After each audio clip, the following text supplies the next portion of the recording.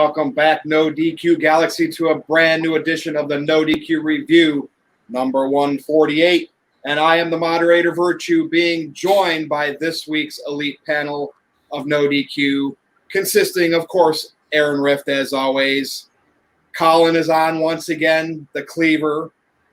Robbie Vice is making his return, so this should be very interesting. And, of course, newcomer Rob Fury. Did I say that correctly? I think you said it correctly. More so, it would have been the mogul of hotness, the king of sexy, the crown prince of damn you're so fine, and the number one reason why the divorce rate in the United States is so high, the ASS Rob Fury. But I'll take that one. Yeah. Okay. Cool. Well, you weren't going to get all that out of me. So, all right, how's it going? And welcome to the NoDQ Review. Anything you'd like to say before we kick off this show? I just want to say it has been an pleasure and honor just to be invited onto this panel. I think this is awesome. Like literally being amongst the pantheon of wrestling aficionados, and I'm just ready to get into the nitty-gritty, baby. All right. You know, hey, and it is a privilege for you to be on the show with me. I get it. It's cool, but I think you will deliver this evening. All right, Robbie Vice, I am coming over to you. Long time no speak. What's up, pal? It's been 6 months, I think, since I've done one of these. I burned out on the lack of crowds, and I couldn't do it. I couldn't do the Thunderdome. I couldn't do the 35 AEW wrestlers at the live shows.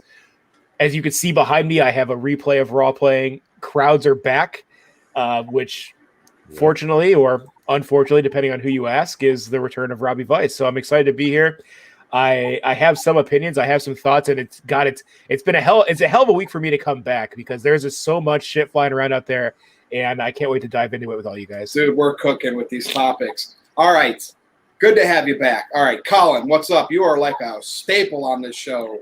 I don't know if this is going to continue or not because I don't know how your work schedule is coming up once you get back, but what's up, man? Dude, not much. Just still on the recover train, but yeah, I'm hoping to be back to work in 2 weeks. I mean, that's where I'm at up here, and that's what I'm trying to focus on. But man, what a hell of a week we've had. You know, wrestling is back, boys, and you know it's exciting. It is exciting stuff. But we'll get into more of that later. So yes, we will. And the question will be: will any casuals return? And that might be something we can talk about by the main event. Aaron Rift, you got a super chat already, and how's it going? It's doing good. It's been an interesting week for sure. We have plenty of interesting topics to talk about, and I'm happy to have Robbie Vice back with us. Happy to have Rob Fury on for the first time, and even though there are two Robs, we're not gonna make one of them change their name like WWE might. We're gonna let them both be Robbie.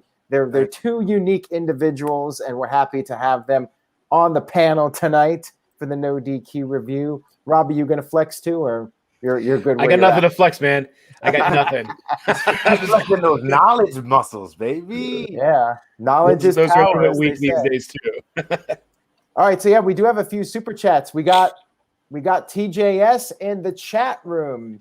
Daniel Bryan, CM Punk. Daniel Bryan, CM Punk. That is a major topic, and we already have well over 100 people live watching. So if you guys are ready for a fun stream, do us a favor and share a link to this on social media, Facebook, Twitter, wherever. And Mike D sent in a $2 super chat, says, this could be the most viewed and longest review. Well, we're going to try not to go super long, and we'll see how things go. If we do go over an hour, Robbie might have to bounce, but we will try to get through these topics as efficiently as we can, but no guarantee that it's going to be short. Anyways, Virtue, I think we're ready to get the ball rolling with us. We're going to kick the show off with John Cena and Bill Goldberg. We're kicking the show off with these guys. So, Rob Fury, I'm coming to you first. Here is our topic. John Cena returned at the end of Money in the Bank and came out right in Roman Reigns' face. The next night on Raw, he basically challenged Roman Reigns for SummerSlam, and we will see how that falls out on SmackDown. And then guess what? Goldberg pretty much did the same with Bobby Lashley. And we kind of knew these were in the pipeline here with the rumors, but it happened. We're heading into SummerSlam. What is your take on both of these events? Okay. For anybody that knows me, you know that I am not a very big Goldberg fan. He ruined the career of my favorite Canadian wrestler, Bret the Hitman Hart. So I think Goldberg needs to just let it be. Just retire. Just, hit the dusty trail. We're good. We're good with you, man. You could just go home. No, don't come here. And even Bobby Lashley's like, nah, I'm good. He has a sense like, I'm good. Like, we don't need that. And I'm actually pretty happy that John Cena came back, because I was one of those people that hated John Cena for the longest time. And then I earned a new respect for John Cena for his work rate and what he's actually done for the business, and how he is as an actual human being in and out of the ring. And for him to come back and actually entangle with Roman Reigns, I think that's actually going to be pretty fun and pretty exciting, because he's been doing Fast 9. So seeing how he comes back in the ring and seeing how those different stylings mesh, now it's going to be a heel Roman Reigns with, of course, always babyface John Cena. It's going to be fun. I'm cool with that. Goldberg, not so cool with. Now, look, Roman and Cena for SummerSlam, and it's going down. And Cena already popped Raw's rating to almost 2 million, and he wasn't really even advertised, right? We didn't know. Yes, he was advertised because he came back at Money in the Bank, but it's not like they said 2 weeks from now, 1 week from now, Cena's coming back, right, to build up the hype. And Raw went up because people know who John Cena is. So I like what you said there. Now I'm going to go over to the other Robbie Vice, and get his take on the returning legends. I don't know if you want to call them legends, like Goldberg. Yeah, well, they're legends in their own right. I think they're legendary. They had legendary runs in the company. One just happens to be more relevant than the other. So I'll start with that one.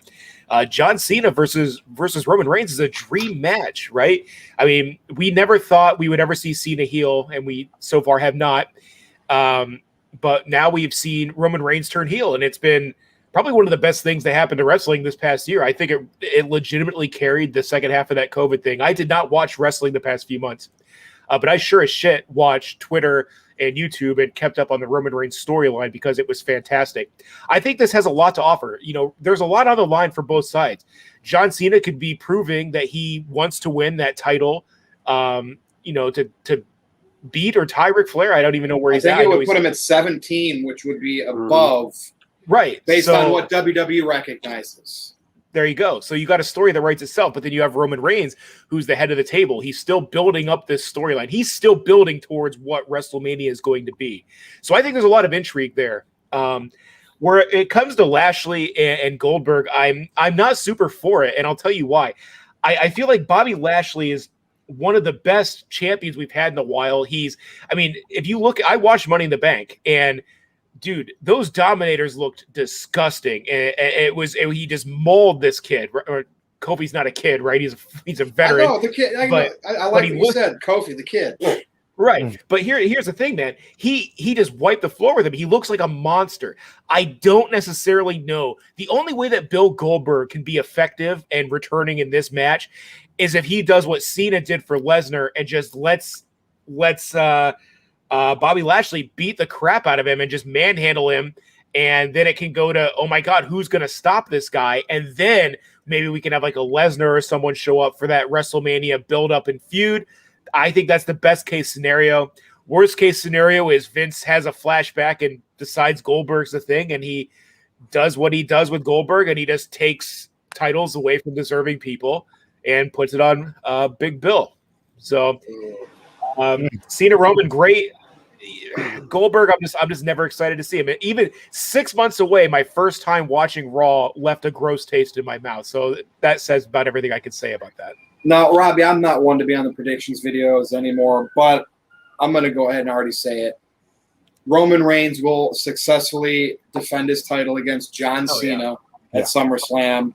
And unless they do something stupid and have Goldberg beat Lashley, so Big E cashes in or something weird like that, I'm going to say Lashley is also going to retain. Now, Aaron, Colin, I don't mean to always put you last. Actually, maybe I'll do a nice little rotation this evening. But Aaron had a super chat pop up, so I'm going to pass it over to him first. All right. Dwayne Atkinson sent in a $3 super chat. Thank you. Dwayne says, who will get to 17 first, Cena or Charlotte? Charlotte. Good question, because Cena will probably not win, as Virtue just said. Charlotte. I think Charlotte is well on her way. Maybe within a year she'll get there. Who knows? Perhaps Cena will come back in 2022 and get that 17th title. I do think Cena will get there. It's just a matter of when. So as far as Cena goes, I'm happy to see it. I'm not surprised that he came back. It totally makes sense with the return of fans. You would want to have one of your biggest stars in company history come back to boost ticket sales. And I think it's pretty cool that he's committing to a full schedule, even if it's just until SummerSlam. He is going to be at a number of live events, including all of the SmackDowns, heading into SummerSlam. That's pretty awesome, and that's a nice way to get people invested in WWE television again. Goldberg, I get it. He appeals to the casual fans, and maybe WWE is waiting to do Brock Lesnar versus Goldberg for a different pay-per-view where that can actually be the main event, because let's face it, with John Cena and Roman Reigns on the SummerSlam card, that's the main event. If Brock Lesnar comes back, he's not going to be in the main event. They might do the opening match, but he's not going to be in the match of the show. It might make more sense to save Brock Lesnar for, say, Survivor Series and have him go in there and face Bobby Lashley, and Goldberg can be another guy that Lashley beats. Like I said before, the only thing I don't like about it is that Goldberg is coming off 2 losses. He lost to Bray Wyatt, or not Bray Wyatt. Who did Goldberg lose to? Braun Strowman. Braun Strowman at last year's WrestleMania. And then he lost to Drew McIntyre at the start of the year. I wish Goldberg had a better win-loss record and a little bit of momentum before getting this match with Bobby Lashley. And the other issue, of course, is just that the match on paper doesn't sound very exciting, knowing Goldberg's track record of spear, jackhammer, spear, match over. Kind of boring, but I understand what WWE is trying to accomplish with that. So I'm okay with it. I'll deal with it. It is what it is. But yeah, Cena coming back, definitely a nice boost for WWE, at least in the short term. All right, Colin, I'm coming over to you now. So WWE, they're bringing the big guns out. John Cena, Bill Goldberg. We know Lesnar's lurking eventually. And when they have stadiums in Las Vegas for SummerSlam, that's what they do. And I see, Dynamite drew 1.1 million this week on the overnight ratings. And, WWE's going up too. Like, wrestling fans are back. Fans are more interested, like Robbie's watching again. So, like, when I see these things, Dynamite's got momentum. Yeah, WWE's rising too, and actually at a higher pace. Maybe that's because they lost so many fans. So, Colin, the big names are coming back here. I mean, we've been talking about it for weeks on this show.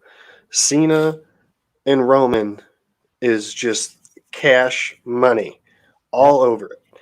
And we all know what's going to happen. This is just step one. This is his next, just another stepping stone on his way to The Rock at WrestleMania.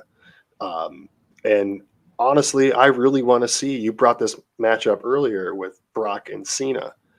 I want to see Cena let Roman do that to him. Just toss him around. Just ragdoll him. And their things coming up, their promos coming up are going to be fire, because you have Paul Heyman in the mix. Cena's always been great on the mic, and Roman's been getting a lot better on the mic. Throw the Usos in there on top of it, and we're going to get some sweet promos. But Billy, my problem with Billy is every time he's in the picture, it's for a title. It's not, look at Sting in AEW. Is he going for championships and this, that, and the other? No, he's working with other guys, putting them over, etc. That's what he should do. I mean, Bobby Lashley and Goldberg, yeah, it's a sweet match on paper, but not now. You know what I mean? Maybe 10 years ago. But that's if. It's just, I don't like with Goldberg, he's always in the title picture. because it's all right, cool. We know what's going to happen. He's going to have it. And for what, a night, a show, because he's on 2 shows a year, right? And they have to pay him so much more for more appearances and shit. I don't see the ploy in it. I feel somebody else should be in there. I don't know who, but right, it's not Bill Goldberg. And we'll have to suffer through it. But, we'll see. Maybe it'll be over before we know it. Lashley will still be okay. And then we'll be talking about Lesnar and Rock coming back. And, WWE does need to build new stars. Big E's got the briefcase, but he's been around a long time. So maybe not necessarily build new stars, but build new main eventers. And we will see what happens. Cena, Goldberg, guys like that, they are always worthy of a headline here on the NoDQ review. We kicked off the show with them. We're going to go to topic number 2, and Charlotte Flair is at the top of my list with this topic. She won the title against Rhea Ripley, the Raw Women's Championship, and now she is officially recognized as what, Aaron? 11-time champion? They're obviously not counting her NXT wins or whatever else. So I think it's an 11-time. Does that sound right? Yeah, I think so. So she wins. The next night on Raw, she ended up losing it to Nikki. What is it? Ash? Yeah. I don't know. Yeah, the superhero Nikki Cross cashed in the Money in the Bank. So apparently they had, they got the women's Money in the Bank out of the way. Big E might carry his for a while, but what's everybody's thoughts here? What's Big E going to do with it down the road? And thoughts on Charlotte just having a brief title reign to build her number up so Nikki ASH could win the title. Robbie Vice, I'm going to start with you. Damn. I don't know what Big E's end game is going to be, because as it stands now, Big E is not on the level of Roman Reigns and Big E is not on the level of Bobby Lashley. So they have a few months of booking him to be strong, win some big-time matches, get a little bit of a roll going, and then start teasing the briefcase. I really don't want to see him jump immediately into teasing briefcase turn-ins on somebody, just because I don't feel that he's there yet. I don't feel that he's earned that yet. He has all the tools to do it. It's just it's not his time at all. As for Charlotte Flair, Charlotte's an 11-time champion. I will say, after not watching for 6 months, Charlotte Flair looks noticeably different. I don't know if she had any plastic surgery or something, but I was actually kind of shocked when I saw her on Monday. But the thing about Charlotte is they really do want to get her to that 17 titles. And I would like, this is a job for someone in trivia or somebody else that has time to do these things. How many championships has Charlotte won only to drop it very shortly afterwards as a transitional champion? Because I think there's been like at least 3 or 4 of those at this point. Yep. And the Rhea Ripley thing, I think it's weird. I don't feel like Ripley, and again, I have not watched actively, but I've been following the product. Rhea Ripley sounded great on paper and she had some great moments. I feel that maybe she wasn't ready for that spotlight quite yet. I think she's great in the ring as a worker, but from some of the promos and some of the things I've seen on YouTube, I feel like the moment might have been a little too big for Rhea Ripley. So that's my thoughts on those questions. Yeah, it's interesting here because, Charlotte, they're not counting those NXT wins, which makes me think, why in the heck did they use her Royal Rumble win last year to go after the NXT championship? And I think it's a lot to do with Vince McMahon doesn't look at NXT. And look what he's doing with Karrion Kross, or what happened with Karrion Kross, and we will talk about that later. Aaron, I'm going to bounce over to you because I saw a super chat, I think, come through that you need to read. Yes, our good friend Big G, who's getting married on September 5th, one day before All Out. Thanks, Big G. I'm going to miss CM Punk in Chicago because of you, but we love you. Big G sent in $100, and he says, split it up between the 5 of you. The baller is back, baby. Hey, Big G, I said you're guaranteed a spot on next week's show, but thank you. Is that his way to make sure he gets on next week? Yeah. But we appreciate you, Big G. You're a big part of the NoDQ review, and it's always a pleasure to have you on. Mike D sent in a $2 super chat. Thank you, Mike D. Says, Charlotte has been cashed in on 3 times. Interesting. I did not know that. So there's a little bit of trivia for everybody. And I think we have another super chat on here from DJW. He sent in $5. He says, the story with Big E is Lashley more than Roman to get revenge for the fallen Kofi. I'm with you on that, DJ. That seems to make sense as far as the direction for Big E cashing in on Bobby Lashley, which is why it would make sense for Lashley to beat Goldberg at SummerSlam rather than have Goldberg win the title and then Big E cash in on Goldberg. Doesn't really make sense because you have that storyline with Big E looking to get some payback on Bobby Lashley. Although I guess him taking the title, Bobby Lashley would have to go through him to get the title back. So I suppose they could make that work, but I do think that should be a direction with Big E. Go after Lashley, and maybe Big E becomes the new WWE champion at some point. Because I don't think he's going to get it off of Roman unless Big E holds it until after WrestleMania. I don't think that Universal title is going anywhere until after WrestleMania, until Roman Reigns has defended against The Rock. And I do think that Roman Reigns will beat The Rock. It's just a matter of will Big E be at that main event level by that point? Will he tweak his character at all? Will he take a little bit more of a serious approach to things? That remains to be seen. As far as Nikki ASH winning Money in the Bank, it's fine. I'm not complaining too much about it, although I would have liked to have seen a heel win Money in the Bank this year just so we could have them hold on to it for a while and do all the teases. Miz did that a little bit when he won it from Otis, but we haven't really seen that in a while where a dominant heel wins Money in the Bank and then you get those teases on TV. I think it's good for ratings to have the teases of a cash-in. It makes for good TV and it keeps you guessing. When is the real cash-in going to take place? You never know. So I'm a little surprised that there wasn't a heel winning it. Nikki ASH becoming the champion was definitely a surprise, but how long are they going to push her? I don't know. So I'm fine with it, and I hope we get the most out of the Big E run with the Money in the Bank briefcase. Now, Colin, we heard some rumors before Money in the Bank that Vince McMahon was a fan of this superhero thing Nikki ASH is doing, and here she has the belt now. So take away this topic, man. Well, I'm wondering if they had Nikki cash in because of how Charlotte responded to the crowd on Sunday when she gave him the bird and, all that good stuff. But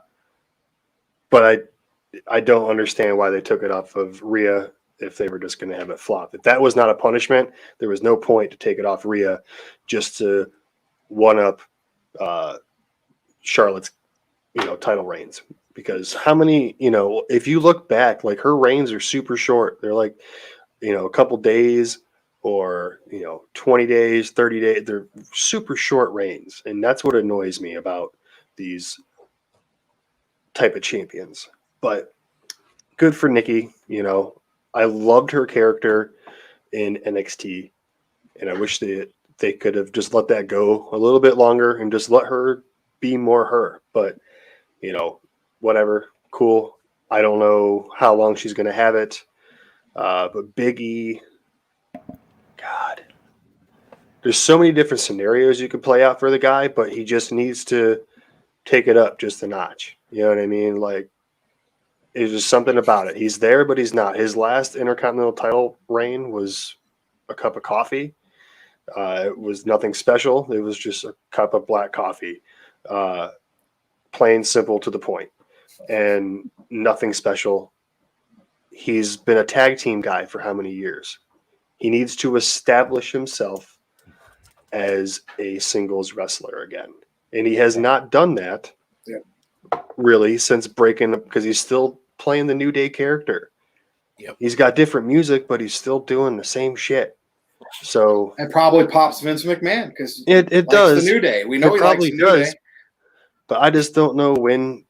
Honestly, the best scenario, if he's going to do it, was what Aaron was saying. After WrestleMania, him and The Rock have that second Money in the Bank cash in at WrestleMania and blow everyone's mind with a swerve at the end. Yes, Aaron. I just wanted to say to go off of what Colin Andrew was saying, like you look at somebody like The Rock would do the comedy, right? But he could get serious. He could switch gears and have that serious tone when the time was right. Shawn Michaels did that too with DX. Absolutely. So a lot of the greats could go back and forth between the comedy and going in the serious direction. And that's something I would like to see from Big E, see the serious side of him, something where he really is just going by emotion and he's a man on a mission. He's somebody who's got business to take care of and the fun and games are over and he's got to take care of things. And we also have over 200 people watching live on the NoDQ review. So thank you guys so much for that. They're all here for Rob Fury, I think. I know he's got his fan base in here. Look at this, Rob, you're bringing in some new viewers for us. So thank you for that. Colin, do you have any more to say on this? No, I mean, that's really about it. I mean, good for both of them. Hope it works out for the best. I don't know. I mean, it's WWE. It's going to change like that. Thank you. Now, Rob, I made you wait because you kicked off the last topic, and I made you wait last for this one. So take it away. This is your time. Oh, it's all good. It's all good. So I guess we'll start off with Big E because everybody keeps talking about how Big E needs to do it on Lashley. Needs to do it on Lashley to recoup and go back and save it and do it for Kofi. But yet again, is that the most typical storyline? I think so. I think what should happen is Big E should actually cash it in on Roman Reigns because Roman, he needs his reign of terror to end. So who else could do it but one of the biggest babyface? Like you said, Vince McMahon loves the New Day. He loves the stick. So why not do it? Why not have him be the ultimate babyface and try to set him up as like a potential new John Cena? Now, Mr. Fury here. You're new, right? I've cut everybody off on this show, and I got to cut you off. What's up? I like what you just said there, and this popped into my head. Could you imagine Roman get built up, and he gets the match with Rock at WrestleMania in Dallas, and he beats Rock in the middle of the ring in the main event, and then Big E cashes in, becomes a champion right then and there that night. I'm just saying, what if something like that happened?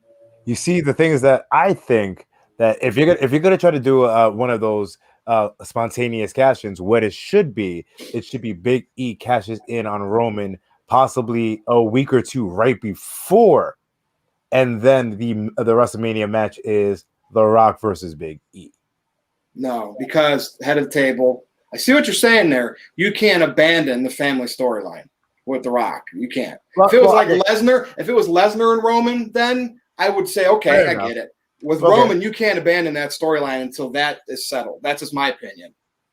Carry on. This is what the people are here to see tonight. So this is great. Keep going. Keep going, man. Oh, we're conciliating curiosity right now. That's what I love. So it's like I get that. You could even have it become a three-way dance, a triple threat match, boys. They like to do that. Yeah, you could do that, and I'd rather not do that. But I think that Big E, I believe I'm just so stereotypical to go with Bobby Lashley because of Kofi and everything like that. I say he subvert it, just go to Roman, build him up, and make him that babyface because The Rock's not gonna stay, but Kofi is. You know what I'm saying? And with Nikki ASH, oh my gosh, oh man, like was that a slip of the tongue? You said Kofi, you mean Big E? Big E, yeah.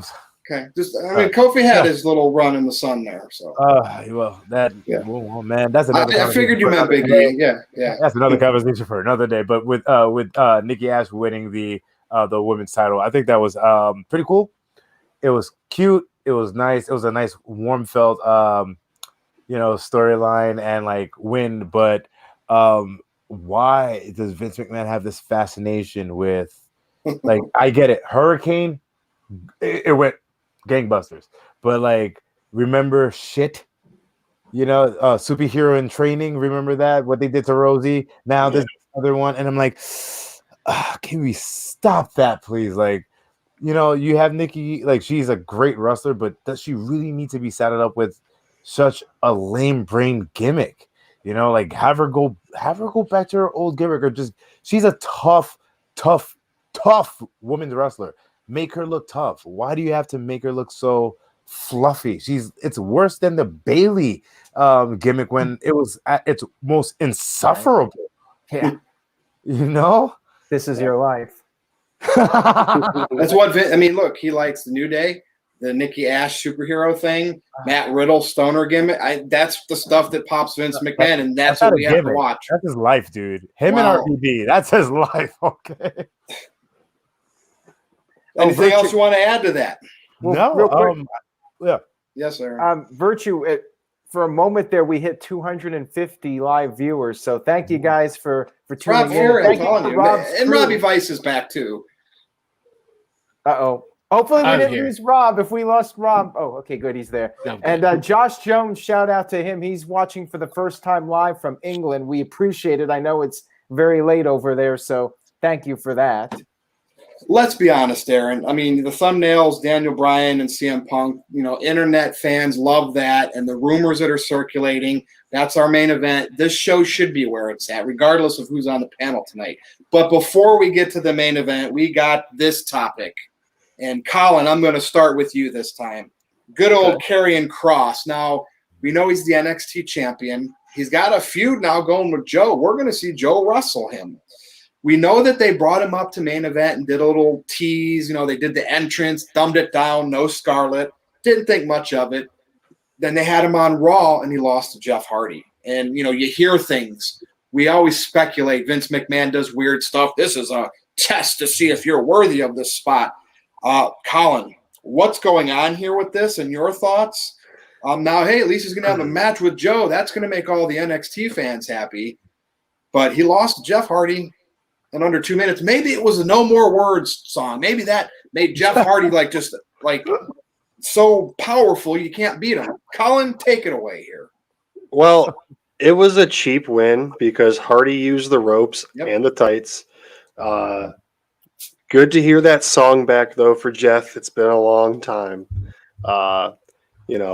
It makes him his own away from the Hardy Boys because there's no Hardy Boys right now. And I'm glad that he kept his word because I remember he said, when fans come back, and boom, the first Raw we had, first show he was on, it was there. But, man, I watched Karrion Kross's entrance on main event. All right, this isn't so bad. And then I watched it in front of fans, and I'm like, shit, this is not going to be good. He just looks too alone. You know what I mean? I know there's no Scarlet, but there's no fog, there's no fire, there's no red, there's nothing. It's just him looking like a little Spartan warrior and hanging out. And now we have to pretend he's a badass again in NXT with Joe and taking out William Regal and all this stuff. So I'm torn. Colin, couldn't they have done something as simple as this? Jeff beat him. Yeah. Used the ropes. Mm-hmm. He snapped and got his heat back and beat the crap out of Jeff after. And I know he'd still be bitching about the loss, but at least you could just see he'd snap. Or something. Yeah, just or since he put his hands on management in NXT, why not snap on the ref? Put him in the straitjacket and call it a day. I was thinking about that too. Or when he said that Jeff Hardy has, made the worst decision of his life. I wish they would have shown a backstage segment of Kross catching Hardy and just laying him out. And that would have somewhat rebutted what we just saw. Hopefully next time he's up on Raw, a little bit better off because as, spoiler alert, we know what's going to happen at TakeOver 36. We know this is all leading towards Joe and Karrion for the title. And if he's already on his way up, this is the perfect way to drop it. So best of luck, dude. I loved him. I loved him in AAA. I loved him in other brands overseas and stuff. And even over in TNA when he was there. He's a great athlete. He's great on the mic. You just don't give him freaking Dr. Seuss books to read out of, We'll let him do his thing, and it'll pay off in the end. But yeah, I was, again, cheap win. I'll be done there. Cheap win. All right, Aaron, I'm coming over to you because there's a couple super chats. Someone pointed out to me on Twitter that Charlotte was the NXT champion, and maybe she had a match on the main roster and lost to Natty once. And then I don't know exactly what that was, and look at Charlotte now. So what do you think here, man? And you had some super chats too. Yes, let's get to the first one from TJS. So for those of you that are new to the NoDQ review, and I know there's quite a few of you, some from the UK, again, appreciate that. We have somebody named TJS who likes to just send us random off topics. Our general request is when people super chat, we ask that they stick to the topic. And TJS, well, he kind of doesn't do it, but we love him anyways. He says, I like the Nikki ASH gimmick. Her old character was crazy, so I think it's fitting. She's so insane that she thinks she's a superhero. Delusional. You know what? That would be interesting as a heel character if she was just totally delusional, thinking she's saving the world. And maybe they go that route at some point. But yeah, what they're kind of doing now, it's like Mighty Molly. It's fun. It's all nice and happy. But yeah, I kind of like it. In a way, it would remind me of Doink the Clown when Doink was a heel. Like, it would be like a really interesting psychological character if Nikki ASH was this insane person who thinks she's saving the world. You know, those are the people that are the scariest, the ones that think what they're doing is justified, their actions are justified. That would be perhaps an interesting way to change her character up a little bit. But yeah, with WWE being PG and family friendly, I don't know if they're going to do that. I think this is what we're going to get with Nikki ASH for the time being. And Mike D said regarding Karrion Kross, Kross will have his entrance in Scarlet when he goes to the main roster full time. Yeah, I don't know about that one. I would like to agree with you on that, but I'm not sure what the hell is going on with Karrion Kross. There's talk that Vince just doesn't like NXT and this is some kind of message. Who knows what the hell is going on here with Karrion Kross? Like, it just doesn't make sense because Karrion Kross looks like a badass. He looks like the type of guy that Vince would want to push. And he was doing so well in NXT. Like, why are they trying to sabotage him?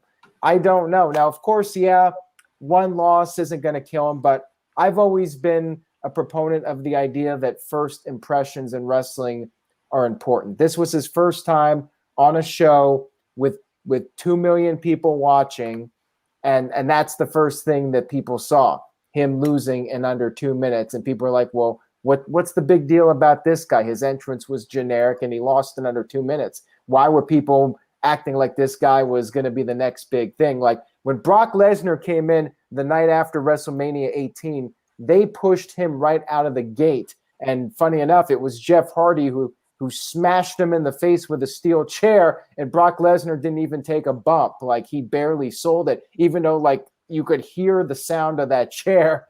Like, there's no way to fake that, right? And it was crazy. And Brock just tore through everybody, won King of the Ring within 3 months, and then beat The Rock at SummerSlam. Like, they pushed him straight to the top.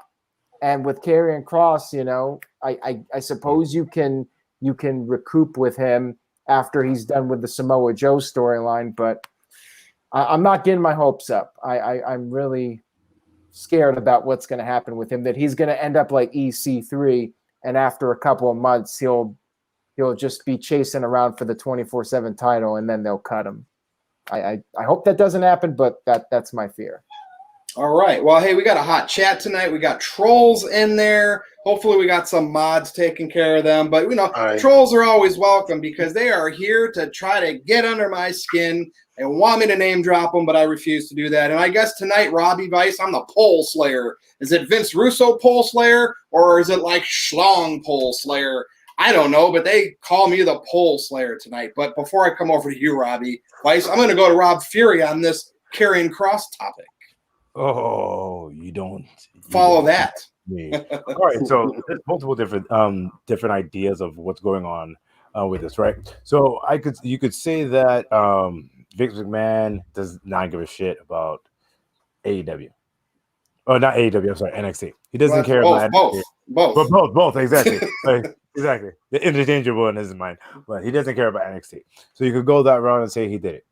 You could go the route and saying that Karrion Kross basically this is something that he needed to do for the simple reason that he's a vicious person, but he needs to get more vicious. Like he needs something to trigger him, and for him to get embarrassed in his his main roster debut, that is going to trigger him. So next week he's going to come back. He's going to basically destroy Jeff Hardy. He's going to destroy him, Or you could go the route that he wasn't whole. He's on the main roster, but he's not whole. And then you have Charlotte come in. I mean, Scarlett. I'm sorry, not Charlotte. Scarlett come in, and then now the team is whole. Now Karrion is whole. Now he has that essence that was missing. Then he goes on a rampage, and he just goes on a tear throughout everybody in the roster.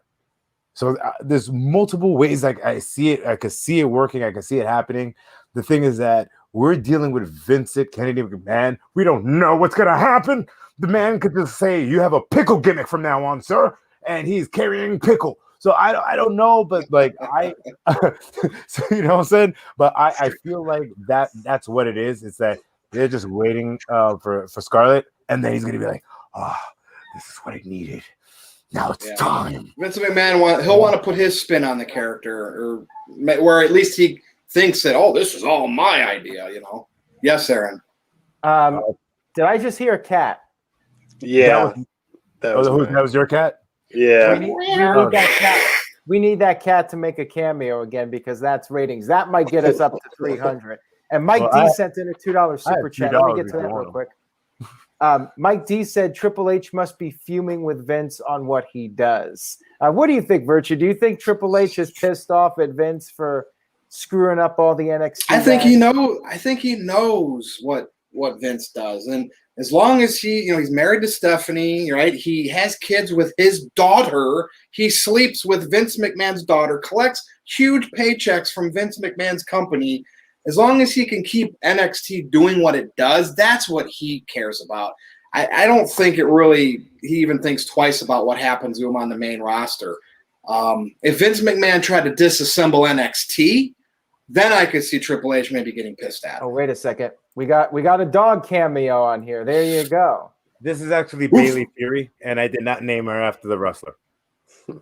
All right. We got the dog on, so now there's no need for the rest of us to say anything. We got the ratings right here. There it is. We need 300 viewers right now. Let's go. All right. Dinner time. Let's do this. Now, we do got to get to the main event soon, but before we do that, Robbie Vice must speak on Karrion Kross. You're on mute. You got to turn that. Yeah, there we go. We good? Yes. He didn't want to talk about him. He wants to move to the main event. Go ahead. Yeah. So as someone who's not watched a lot of wrestling the past 6 months, these are the thoughts and notes that I have written down.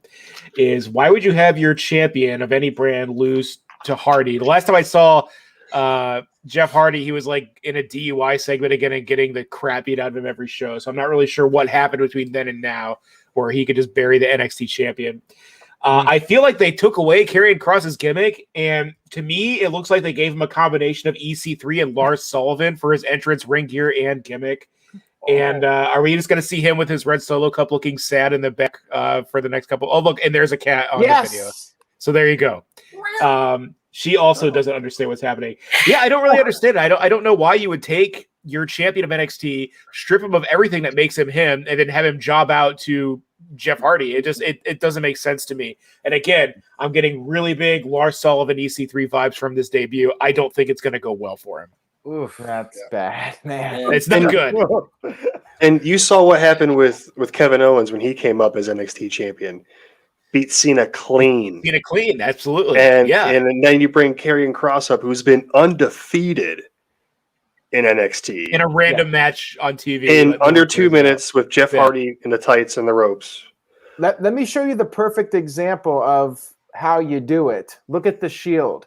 They came in at Survivor Series in 2012, and they just destroyed people. First night in, and then their first match at the next pay-per-view after that, they won. And they were on a winning streak. They won for like 6 months before they finally lost a match. Like, they were dominant. Yep.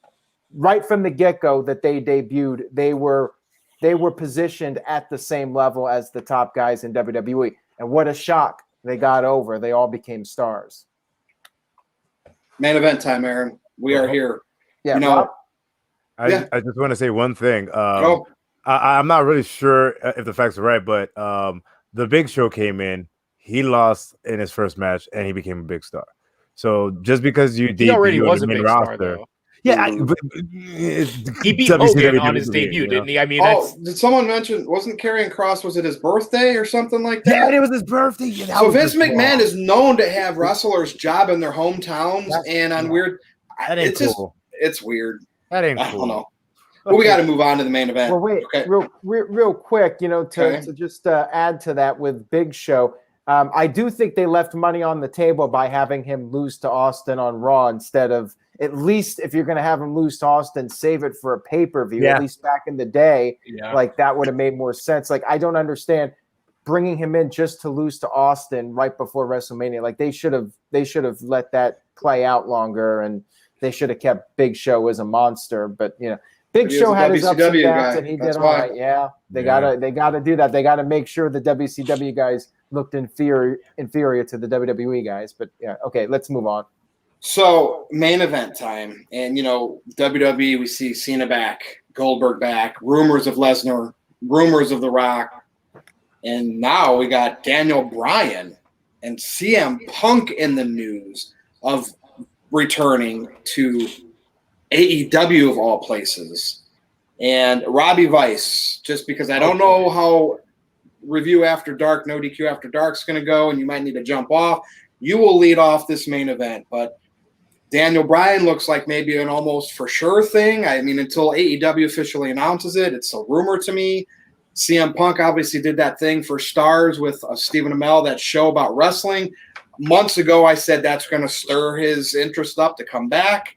What do you think is going to happen? And, I suggested on Twitter that these two guys, and, of course, I had some people, no, they're not big stars like Hall and Nash, what they did in WCW. What I was suggesting is do something like that. Yes, they're not going to, it's a different time. It's not the same type of people, but CM Punk is known to break the internet. So I just wish AEW was creative. If they do land both of these guys, I don't want to see them show up and have matches. I want them to have something meaningful. Robbie, take it away. Now, remember, we're in the rumor part still as far as I'm concerned. Well, I'm going to go off of the fact, I'm just going to, for the sake of what I'm going to say, we're going to assume that this is a done deal for both guys. And we're going to say, what does it mean to me? As I guess at this point, I'm a casual, hardcore viewer of wrestling, which means I watch the United States wrestling only. I don't ever care about Impact. I will watch whatever between AEW and WWE when it comes to having a live crowd. With that said, CM Punk is 43 years old, or will be this October, if memory serves correct. Daniel Bryan is 40. He turned 40 in May. These are not young guys. These are people that they don't have a lot of time. This could go a couple of different ways. Okay, this could be the start of something fantastic. This could be some fantastic, amazing storytelling. You could have Hulk Hogan, Bret Hart levels. Okay, but that's the contrast here. This could either end up like Hogan going to WCW, or it could wind up when Bret Hart went to WCW. And it all goes down to booking. Okay, you can bring in all of the best stars in the world, but let me ask you this. Signing CM Punk, signing Daniel Bryan, so for someone like myself who isn't obviously the biggest supporter of AEW, I think they have a lot of good things going, but I do not think they are infallible, and I do not think the shows are amazing like most of the people who probably watch this do. We probably just disagree on that because of me being an old man and stuck in my ways. But how does Daniel Bryan and CM Punk, how does that fix the glaring issues that are already existing in AEW? Will it bring in casual viewers? Probably some, yeah. But are they household names? Are they household names like when Hulk Hogan went? Are they household names like if John Cena or The Undertaker had jumped ship, if there was something to do like that? They're not. It's not to that level. So while this will be great, I think it'll create a lot of really fun moments to watch. I think the matches are going to be cool. Does this fix the glaring problems? Does this help AEW get $1.25 million every week? No. Does it fix the problems like someone like me has where they don't follow any rules, there's no consistency, and the booking is bad? No. Does it make the writing better? No. Is it a place where friends can just go and do whatever they want? It's still going to be that. So I don't see what they do. Are they going to have CM Punk job out to Marco's stunt? Are they going to have Jurassic Express, chase them off at their heels? Are they going to is Jungle Boy going to run to the rescue and just take out CM Punk? What are they going to do with this? You have a handful of guys, but here's the thing. You keep adding to this roster. Eventually, you need to swami that shit off. You know what I mean? You got to start making some cuts. You got to decide where that fat is and what you're going to get rid of. What are these fans willing to lose before they start getting pissy when their little indie star is no longer getting that time on TV? What happens at that point when some of these lower card people are starting to be replaced by actual professional wrestlers? So that's my thing. And in the grand scheme of things, this is a fantastic thing for All Elite Wrestling. Does it fix the glaring issues? No. Does it make it more watchable? Yes. Would it make me buy a pay-per-view? I think it would. Yeah. And that says a lot. So that's my stance on it. I think, again, does it fix anything? No. Is it cool? You bet. Now, Robbie, last time CM Punk wasn't wrestling, Raw was doing still over $3 million. Now, I know since he left, Cena became a part-timer. They lost a lot of pieces. So Punk's not directly responsible for the ratings getting cut in half from that. But last time he was in wrestling, those amount of more people watched. So at that point, we thought that was a niche. How many of those people miss Punk could potentially come back that stopped watching? I know I'm not talking Attitude Era numbers, but Aaron Riff. No, I think that first back, that first actual Dynamite with CM Punk and Daniel Bryan, if they're advertised for it, they will hit 3 million on that show. There's no question. Will they continue that? Likely not. But it'll come back down to crashing back down to reality. But dude, that's the biggest story in wrestling. You have two of the most sought after stars right now jumping ship. That's going to create buzz. That's 3 million views. I would almost guarantee. I would give you the Vince McMahon guarantee, the Paul Heyman spoiler.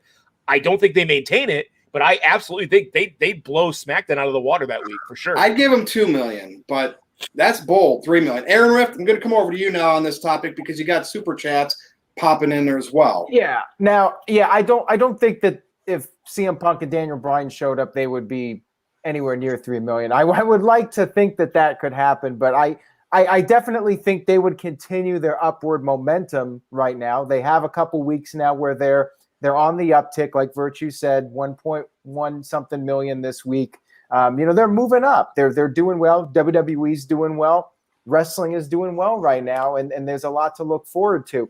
David on Facebook brought up that this could possibly be like Scott Hall and Kevin Nash when they went to WCW. Virtue, I think you mentioned that on Twitter. Yeah, and it had a lot of traction when you retweeted it, a lot of interest on it. And most people were in favor of it. Of course, they had the people that hate CM Punk now. No, never going to happen. Yeah, but, I mean, either one of them going over there, I think would be huge for AEW. Both of them going right around the same time, like that could symbolically make an impression on people like, hey, AEW is the place to be now. And I really think that New York show, even more than All Out, is going to be their most important show to date because it's in New York City. It's going to be their biggest crowd. It's the biggest market in the country. You're going to have a lot of mainstream press, and you have 20,000 people there, sold out crowd, CM Punk, Daniel Bryan. That's going to get a lot of attention, and all of a sudden people that don't really follow wrestling are going to say, well, what's this all about? Like these guys, they're major league. This is something that's new and fresh, something different from WWE. It's going to be really interesting to see how things play out and see if AEW can keep their momentum going. Now, with that all being said, I'm still in that mindset where I'll believe it when I see it, especially when it comes to CM Punk. Like I'm not going to get my hopes up on that one, but I would be very happy to see him show up, not just because of the interest that it'll draw, but also running a website going back to 2011 when he did that pipe bomb, broke NoDQ.com. It was very good for my business. And regardless of what you think of him, I know a lot of people don't like the guy. They think he's overrated. They don't want to see him come back. But he makes an impression on people. Regardless of what you think of him, he does make a connection with the audience. People still talk about him to this day. And anytime I post something on NoDQ about CM Punk, it always gets a lot of traffic. Like usually it's the biggest story of the week, and this CM Punk thing was no exception. The Bryan one was up there too. The Bryan one got a lot of buzz from people and got a lot of traffic for NoDQ. So I'm very curious to see how things go. I think Daniel Bryan is more likely of the two of them. Now, let me get to a few super chats here. Real quick, Aaron, I want to make a comment. Go ahead. You put a comment up there that said, if WWE thought that those two could get them to $3 million, they would have paid them already. That's not why people are going to watch. People are going to watch because two gigantic WWE superstars are going to the competition. They could show, look at half the roster in AEW. When they were on WWE, no one cared. No one cared at all. But you got Shawn Spears in AEW. Oh my God, that's huge. It's not, but if it's a shiny new toy for that company, that draws more interest than just showing them on the same thing that we expect them to be on. When people are surprised, that's when ratings and that's when holy shit things happen. And Aaron, when Punk comes back, if and when, that a little bit of creative control is going to be in that. So when you're watching him, you're watching what he wants to do. And that's going to be the magic of it. Absolutely. Now, let me get to these super chats, and then we'll get Colin's thoughts. Walter Cruz sent in $10. Thank you, Walter. Says, Vince better throw the bank at CM Punk and put it in his contract that he will win the Royal Rumble and main event WrestleMania to prevent him from signing to AEW. Can't let AEW get both Bryan and Punk. Well, that's really interesting. I'm not sure if Vince will do that or not. I don't think he wants any one wrestler to have that much power and control. So I don't think that's going to happen, even if WWE threw that at him, which I don't think that they will. But even if they did. Yeah, Vince McMahon's thinking Lesnar, Rock. I mean, that's exactly whatever. Yeah. I mean, you got to keep that in mind. They pretty much got The Rock coming back. It's very strongly rumored. And just like John Cena, I think John Cena will do whatever it takes to help WWE. He'll take time away from the movies. He'll make sure his schedule is open when the fans come back. And we're seeing here he's committing to a full-time schedule. I think The Rock is going to come back to help the company because he has that relationship with Vince. And now that the fans are back, they're trying to get people coming back to the arenas. They want to build up WrestleMania next year. 100,000 people in Dallas. Rock sees box office there, breaking that record with Roman Reigns, and that storyline has been so well received. Rob Fury? Yeah, I got to jump in on this because for you to say that, and you'll be next. We're going to save Colin for last on this one. You're next on the topic. No, you can let Colin go on. No, I'm the moderator here. You. Fair enough. But I just got to say that to say that Vince McMahon would not throw money at CM Punk and do something like that, I think that's absolutely false because look what he gave to Mark Henry. He gave him a 10-year contract for not knowing shit for shit all. So it's like for him to Vince McMahon, you guys know the business. You've seen the business. The man is spiteful. He will do anything and everything just to make sure that his competition does not prosper. And on top of that, why wouldn't Vince McMahon say, yo, we had a Summer of Punk already. That made me a shit ton of money. Well, I guess let's have another summer. And Rob, he's mended fences with people you would have never thought before. Brett, Warrior, Macho, like seriously. So I could see him saying, "I'm gonna do another Summer of Punk. I'm gonna have CM Punk versus John Cena again." Yes, that's what the people want. That's what the fans want. And yeah, he'll give us the chocolate bars. He'll give him the WrestleMania spot. He'll give him the Royal Rumble. Why? Because he knows that it'll put butts in seats. Just like every good wrestling promoter says, if you could put asses in seats, son, you're on the show. If you can't put asses in seats, get the hell out of my place. So CM Punk puts asses in seats. Daniel Bryan puts asses in seats. Vince McMahon has the ability to throw that money at him for CM Punk, literally light schedule, and still do it. I'm telling you, I don't believe that Vince McMahon would not do that. I think it would be very foolish of him to let CM Punk go to AEW. Well, I think you're right on that. I just wonder if Vince has this attitude like he doesn't want anybody to get bigger than the company. Like he is a control freak. However, he underestimated Hogan. He underestimated Hogan in the 90s. The only wrestler in the world that can ever say that they're bigger than the business is Hulk Hogan, and he's not bigger than the business. No one is bigger than the business. So to say that Vince might think that for CM Punk, not a chance. Vince McMahon thinks he's bigger than the business. Okay, he's the only person that he thinks that's bigger than the business. That's all I gotta say about that. Now, Rob, talk about the rumors about AEW with Bryan and Punk. Now, what's your thoughts here? I think Daniel Bryan should go because the guy needs to wrestle. He's not wrestling the way that he wants. He gets a lighter schedule if he goes to AEW. He gets to spend time with his wife and kids. You know, he does all of that. You're in WWE. You're in the big times. You got to keep on that schedule, and you have basically zero freedoms. You know, CM Punk. I saw there was a chat that came up here and said, it would be great if CM Punk was trolling and he became like a commentator or something like that. And I thought that would be great because you know what? I don't particularly care about CM Punk. I think he's a tool.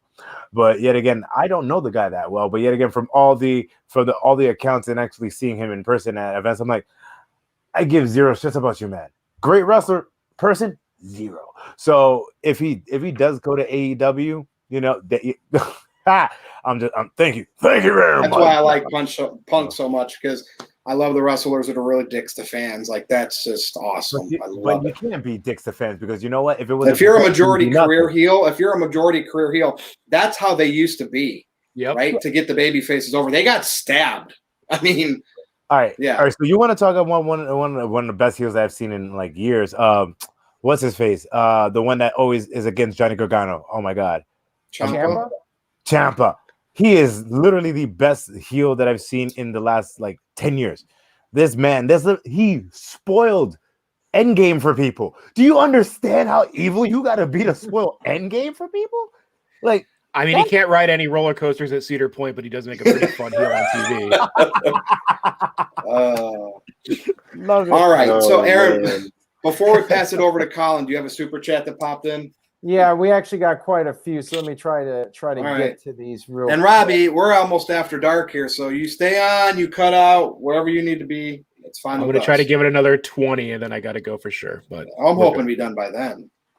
Yeah, we'll see. All right, Matt sent in a $5 super chat. Says, never watched an AEW episode. If they put Bryan and Punk on their show, I will certainly begin watching. Punk was my quote stone cold growing up, and I've heard that from a lot of people too. That CM Punk got them back into wrestling, or got them into wrestling, period, just because he was one of those guys that they could identify with. Same thing with Steve Austin. You know, he was very real, and you don't get that a lot in wrestling. With CM Punk, you really believed everything he was saying, and he just had you in the palm of his hand. Virtue? The reason why I like CM Punk so much, and I was growing on him when he was doing the Straight Edge Society. He is, to me, you know, someone just said he's their Austin. He's like my Brian Pillman, because we didn't get Pillman's like little ECW run that really captivated me. He did good stuff in WWE, but he was hurt. It was Heart Foundation stuff, Steve Austin stuff, but he passed away, you know, way too tragically and early. What I didn't get fulfillment out of Pillman, I got out of Punk in that way. That's kind of my connection to CM Punk. Yeah. And as far as Strowman to AEW, I don't think Strowman would be, well, maybe I'd be wrong, but I sense he's not going to be the difference maker that CM Punk and Daniel Bryan would be. We do have a few more super chats. Let me get to those. And thank you guys for your patience. Dwayne Atkinson sent in a $5 super chat, says, what if Punk is just trolling and he'll just be a commentator for Rampage with Mark Henry? I would say that's not going to happen. If CM Punk comes back, he's going to be doing more than commentary. I really don't see him. You never know, though. That is very true. They get a paycheck to talking on a mic. Sounds beautiful to me. I got AJ Lee as my wife. I'm gravy, you know. Aaron, would that be highly unlikely in all likelihood? I think so, but it is a possibility. I mean, anything could happen. TJS sent in a $3 super chat, says, Robbie is right. Daniel Bryan and CM Punk will job to Cody. Yeah, most likely. Yeah, I mean, Cody worships Triple H, and he probably wants to do that whole nightmare thing. So CM Punk ain't putting anybody over unless he knows he's making a star. He's going to be negotiating that. No, you're right on that. And I do think the eventual goal should be to elevate somebody new. Eventually, Bryan and Punk, if they do go to AEW, they should be helping to build the future generation. And I think they would. I don't think they're going to be like Hulk Hogan, where he's trying to hold on to a spot for as long as he possibly can. And the game is on 100 sent in a $5 super chat, says, it seems like Tony Khan is getting daddy's checkbook to get WWE top talent, just like Bischoff did with Turner. It seems Khan is Steinbrenner when it comes to trying to beat WWE. Well, what if they brought Punk and Bryan in as a tag team? Because everyone tells me AEW has the best tag team division. Because, dude, look how good the Revival's done since they've been there. Oh, shit. Oh, they haven't. It's like they lost to the EVPs like 4 times. It's like the Young Bucks EVP stifling them. Yeah. That EVP card is mightier than Triple H's golden shovel. Wow. Yeah. And Mike D sent in a $5 super chat. Thank you, Mike D. He says, Rock will bring in higher ratings than CM Punk and Daniel Bryan combined. That's true. He's an Absolutely. international. Nah, I disagree with that. I don't know. What? I really don't. Ladies and gentlemen, my name is Rob Fury, not Robbie Vice. All right, just please separate us so you guys know, because I didn't say that. You said there. Wow. That's why Vince is focused on Cena, Goldberg, eventually Lesnar, Rock. I know Robbie's going to disagree with that, but Vince but there's no longevity there. But again, there's no longevity with Punk and Bryan. These companies have to build new stars with the top stars now. Right. Any other super chats before? We got to get Colin's opinion here, by the way. Aaron. Yeah, we have an off-topic one, so let's throw it over to Colin. Okay. All right. Daniel Bryan could be a sure thing. All right. No big deal. I know he wants to go there and wrestle because he couldn't do what he wanted to do in WWE coming back from his concussion deal. He's going to bring in some people. Robbie Vice, you said something about not being a household name. He's not a household name to our generation. My son's generation, 15, 16, that area, they watched it when they were young. Yeah, Daniel Bryan's a household name to them. CM Punk's a household name to them. CM Punk coming back, I'll believe it when I see it on my TV. Mm-hmm. I don't really have too much to say besides that, because I know CM Punk's not going to go in there and just be like, oh, I need to be like Kenny Omega and have every fucking title in the world on me because I'm that cool. All that bullshit. Like, he's going to go in, see his potential people that I can make him, I can make him, I can make him. He's going to go in there, do his job as a veteran to the sport, and help continue on the sport, collect his paycheck, and then ride off into the sunset again. It's been gone, 7 years now? Daniel Bryan, he can maybe be in a championship feud down the line, but I feel he should just go in and work with people like Hangman Adam Page. Him and Miro could even work together again. Rusev, whatever you want to call him. They had, some decent work together during WWE time. I wouldn't mind seeing them. I will say bold prediction on 3 million, by the way, Mr. Vice. For the first show back? I really see it. I think they have some really good ex-WWE guys there now, and look how long it took them to get 1 million views. Not on that level, though, man. There's who have they got on there at Punk or Bryan's level? Well, though? You got to think, though. You had Jericho and shit the first, what were their ratings the first couple weeks of Dynamite? I didn't like 1.8 or something like that. Their first show did around 1.4 million. And I will say this, if CM Punk shows up at All Out, I think that next Dynamite will break their record. And it's their first show on TNT, and they did that. I feel it should have been more. If it's so new and so exciting and so great and wonderful and everything that everybody says it is. Well, it is a brand new company, so considering that they pulled that off for a company with no mainstream publicity, just starting with word of mouth, That's pretty impressive. Yeah, but you're on a national cable network. You know what I'm saying? Look at WCW before the Outsiders and the NWO in that couple year period, and then it blew up afterwards. It blew up. I could see this could be it, but we don't know if CM Punk is for sure going, because he could swerve everybody and show up on WWE's door again. You know what I mean? Or he could just be like, I got everybody. I'm sitting at home. Like, I'm not coming back. You know, Daniel Bryan, I for sure see it happening. Definitely. I know there's been reports that it's a done deal, but I will wait until I see the press release from AEW, or I see him show up on TNT on a Wednesday night, or if they want to bring him in for a Rampage on a Friday to help boost the rating next to SmackDown. I don't know. But all right, I got to.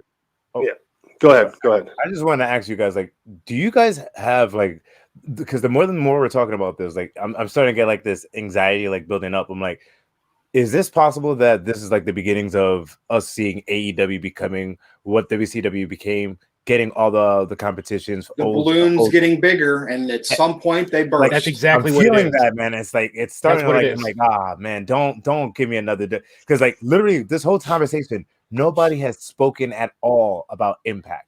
That is a lost wrestling federation that nobody talks about anymore. And there's a reason why I don't talk about it. I'm just saying. It's not dead, but it's just down there. They have some really good talent there, but it's just at a whole different scale. That's all. Who watches it though? Who watches it? Because like Ring of Honor is like supposed to be right with Impact, and even Ring of Honor has a higher prestige than Impact, and Impact was supposed to be higher than Ring of Honor. So I keep up on Impact. I don't get the channel it comes on, but I keep up with everything on Twitter and YouTube. But is AEW even competition for WWE at this point? Because what you had in WCW when they were at their peak was two companies just throwing haymakers at each other over and over. So far, WWE in the last year has shown no signs that they're concerned at all about AEW, allowing Jericho to do the podcast on WWE television. They've been releasing wrestlers.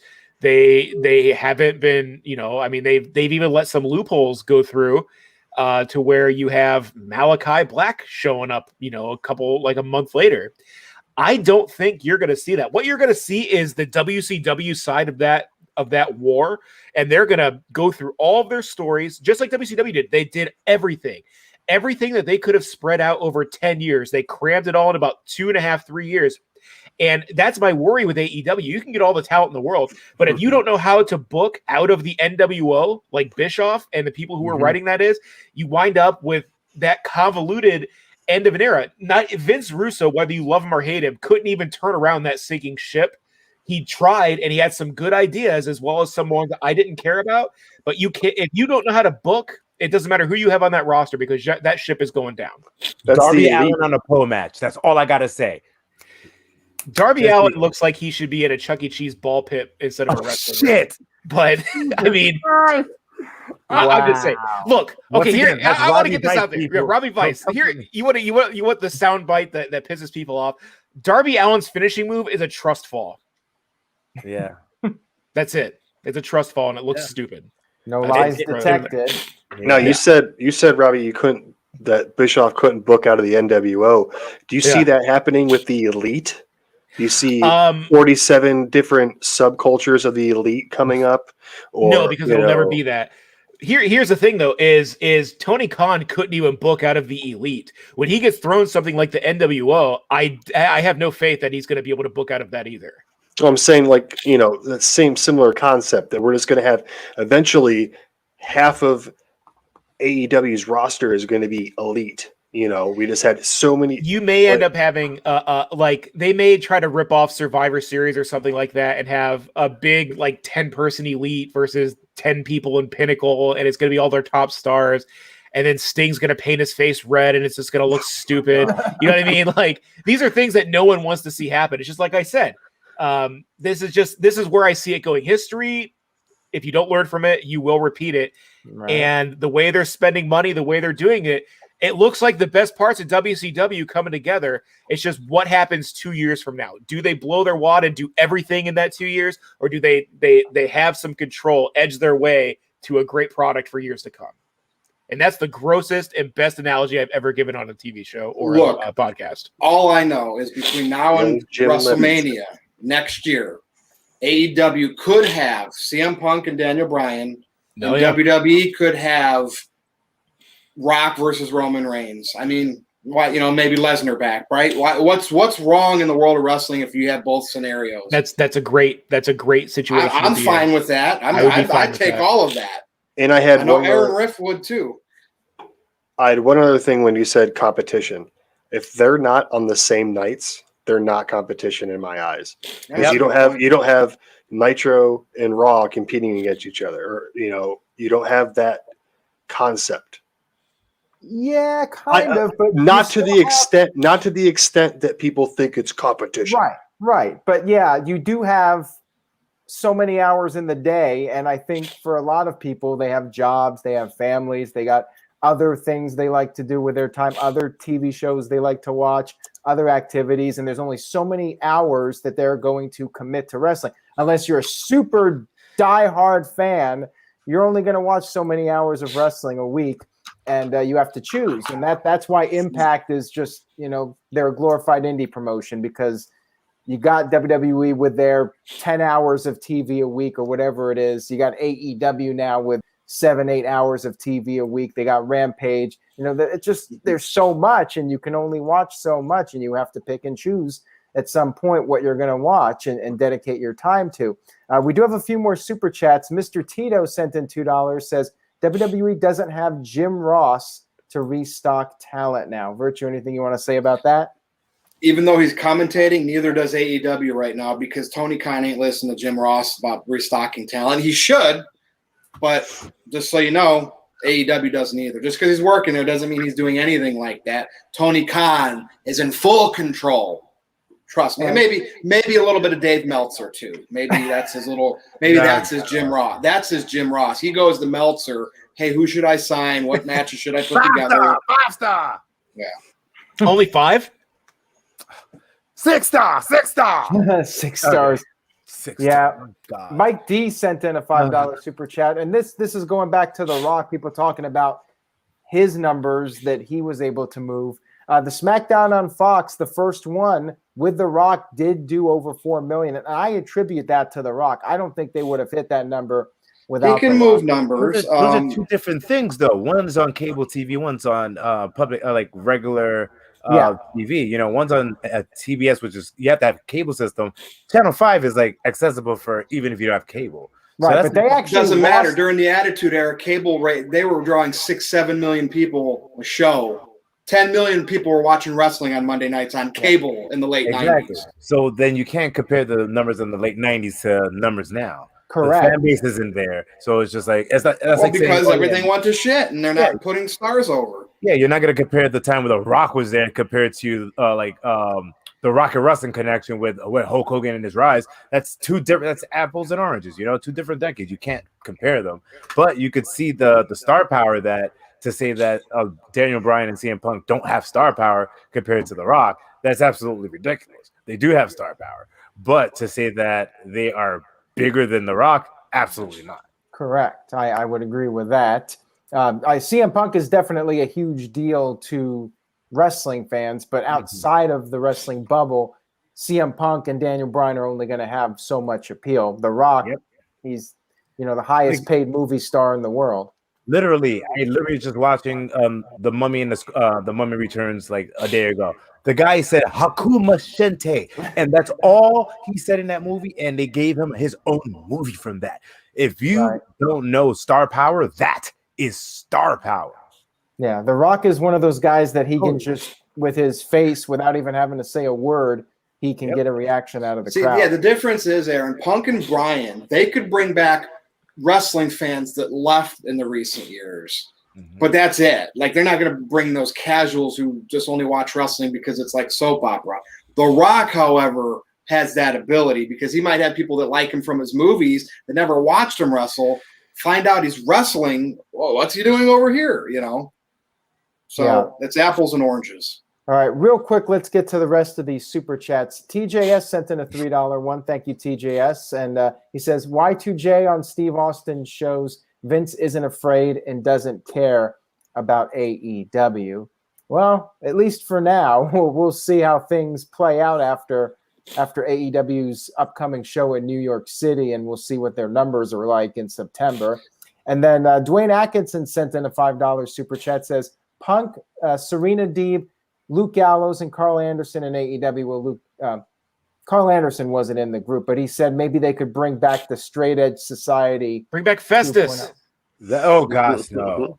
The Straight Edge Society, that would be good. Like, if they did that in AEW, I know that would move. That would definitely hit some needles, for sure. Speaking of highly unlikely in all likelihood, I think that scenario is probably not going down. And Walter Cruz sent in a $5 super chat, says, and this is going off topic, so we can do this real quick, and then we'll do our plugs.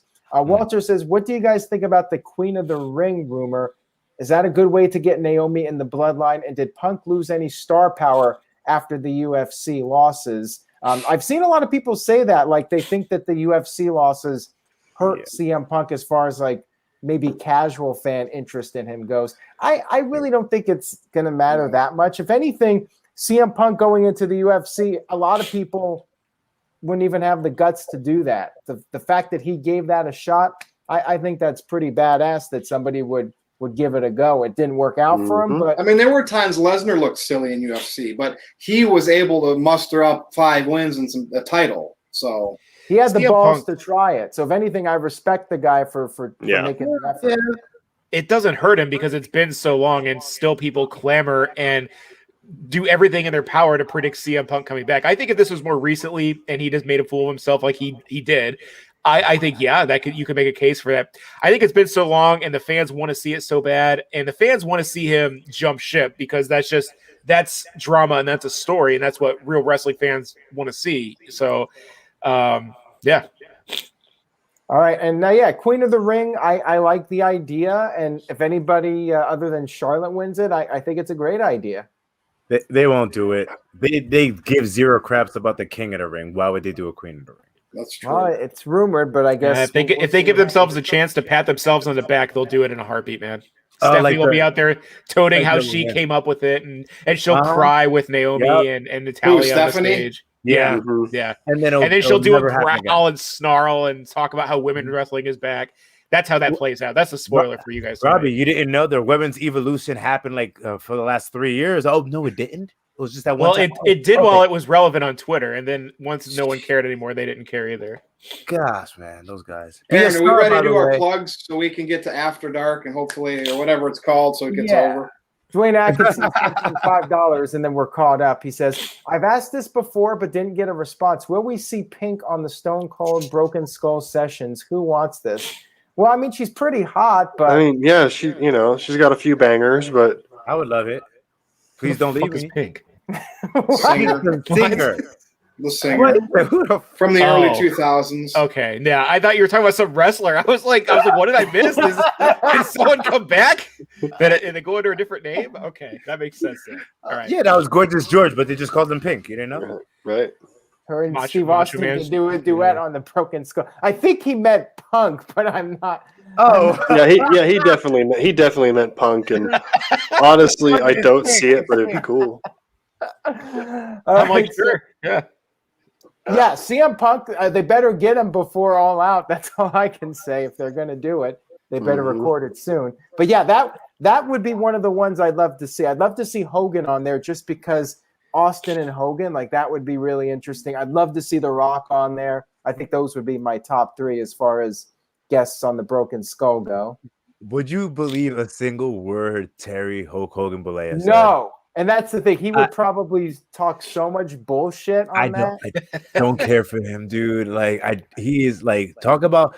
There are people that have ruined my childhood. Bill Cosby is one. Hulk Hogan's one of the others. Like, you're horrible people. I can't ever look at you in that light ever again. First of all, I mean, Bill Cosby is out of prison and everything was dropped. And I believe in the law and even his co-actors, whatever. Felicia Rashad has his back. Down the toilet. I don't care. Bill Cosby is a legend, and sure, in the 70s, did women party and drink and get drunk and want to sleep with people? Sure, absolutely. Did they snort cocaine? It was the 70s. Bottom line is Holly Weird. It's Holly Weird for everybody, people.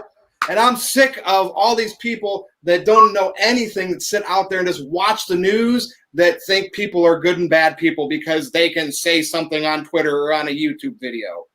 Bill Cosby is out of prison. That's all I'm going to say. Anyways, Virtue. And Felicia Rashad has his back, and she is like one of the classiest female actresses in Hollywood. That's all I'm going to say. Look at this, Virtue. You got Big Vito in here now. Right. Oh boy. Anyway, let's go around and do our plugs, and when we get back to Aaron, I'm sure he'll do after. We already have another super chat here about Can't The you Rock. wait? No, because it's about The Rock. Let me get to it real quick. All right. So I see people telling me preach, Virtue. Come on. Walter Cruz sent in $5. He says Rock got huge reactions with just an eyebrow raise or removing the sunglasses. That is star power. Exactly. And I think we all agree on that one. And Rob Fury. I wasn't arguing with you about Hogan, by the way. It was Bill Cosby. That's the only one. Yeah. I love how he's like, all right, when we talk about the wrestler, no, he's a crapper. And the thing is, too, there's probably so many people in Hollywood that did bad stuff that never got exposed. And it's just a Hollywood. That's why I call it Holly Weird. It is. All right. So all right, I guess we can start the plug. Should we start with Robbie since I know he wants to get out of here? Yeah, do Robbie Vice. Can't hear you. You're muted. Did someone mute me, or was I muted the whole time? You were muted the whole time. That's good.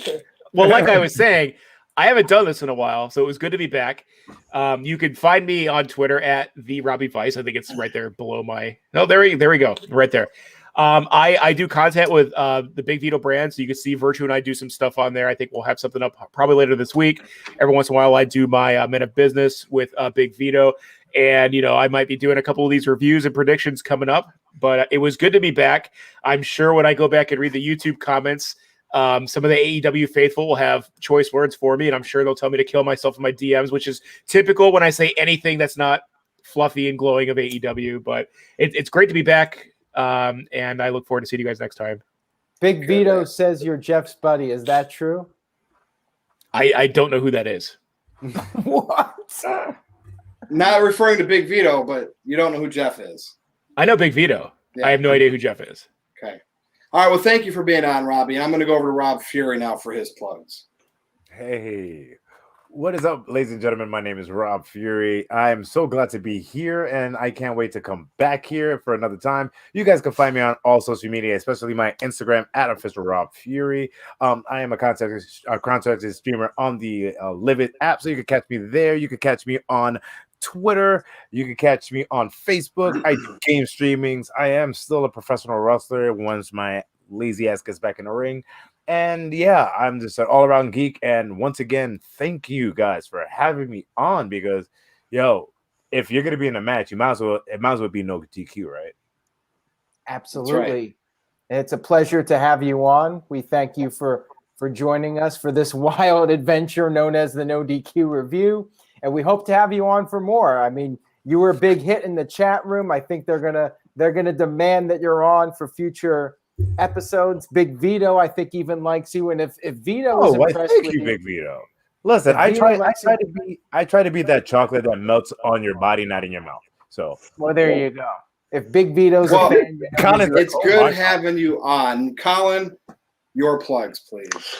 NoDQ.com/Colin takes you to my Twitter page, the Cleaver Colin Andrew on YouTube, and anyone in Northeast Ohio / Northwest Pennsylvania area, Saturday, July 31st, AEW is having an event at the Asheville County Fairgrounds, and it's kind of a goodbye benefit show for our friend Jeff, who passed away this past Monday night unexpectedly at the age of 36. Jeff was a huge part of AEW, and we're all really sad to see him go. And if anyone wants to come out, tailgate will start probably around 11 or 12, and gates are open. Tickets are still available. All the info is right there. So, if anyone wants to come out and pay respects to a true friend, a legit son, and just an overall good guy, and watch some wrestling, go for it. So, All right, thanks for being on again. And of course, Vito in there spamming the chat. It's been a couple weeks since he's done that. All right, Aaron, now over to you. All right, just thank you, everybody. Make sure you subscribe if you haven't already, and turn on the notifications for updates. We do have another super chat in here, which I will get to real quick. I have to scroll through all these Vito comments. Alberto sent in a $5 super chat. Says Karrion Kross just needs Scarlett for his gimmick to work. On Raw, he got part entrance. If he's not going to get his full, might as well change it. I agree. Scarlett's a big part of the act, and the smoke and the pyro, the whole thing. Like, if it's not broken, why fix it? I think we've all said that about Karrion Kross. There's no need to change his entrance. Colin, did you want to say something? Yeah. Does anybody not look at the screen? Everybody's in here. Oh my God, is it Meacham? Because I said Jeff died. Look at the fucking screen. There's obviously a picture of the dude, and it says Jeff Kalb underneath it. Like, it's literally right there. Sorry for the ignorance, but hot damn. All right, so I think we're good for the night. I appreciate everybody being on, and Robbie, I appreciate you hanging on with us for all this. Yep. No, It was a fun end of the show. Virtue, that was a too hot for TV moment you had, and it's only here on NoDQ that you see that. It's anywhere Virtue is. It is what it is. But anyway, my turn, Aaron. I can close the show. Yeah, and Darren says his fiance really likes Robbie Vice. I have my moments where I'm funny. Other times I'm just an abrasive dick. There you go. It just depends on the day, I guess. So here we go. Follow me if you dare on Twitter at NoDQ_virtue. I finally figured out how to put it on my screen right there. NoDQ.com/merch, and you can get Troll Slayer shirts, Debate King shirts, NoDQ.com shirts, Mr. Tito shirts, Robbie Vice shirts. They are all over there. But what a great show. This might be our record holder, and Aaron Rift and I will be checking the numbers over the next 24 hours. But for Rob Fury making his debut, for the return of Robbie Vice, for Colin, who's become a mainstay on here, and for Aaron Rift, I am Virtue. This has been the NoDQ review number 148, and we will see you next time, Galaxy. Later.